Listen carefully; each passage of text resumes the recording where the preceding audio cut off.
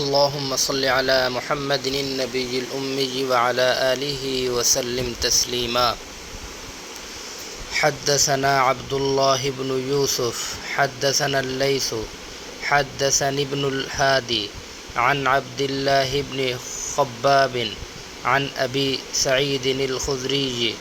أنه سمع النبي صلى الله عليه وسلم يقول: إذا رأى أحدكم رؤيا يحبها فإنما هي من الله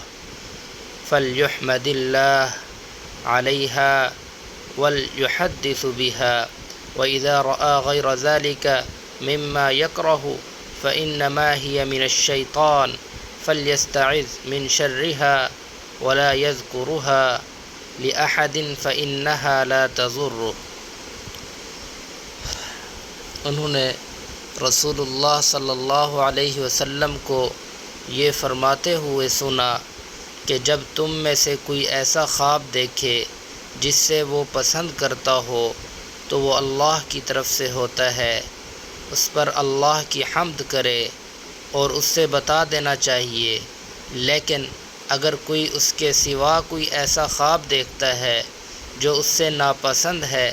تو یہ شیطان کی طرف سے ہوتا ہے، بس اس کے شر سے پناہ مانگے اور کسی سے ایسے خواب کا ذکر نہ کرے، یہ خواب اسے کچھ نقصان نہیں پہنچا سکے گا. او کما قال رسول اللہ صلی اللہ علیہ وسلم. رواہ صحیح البخاری، حدیث نمبر 6985.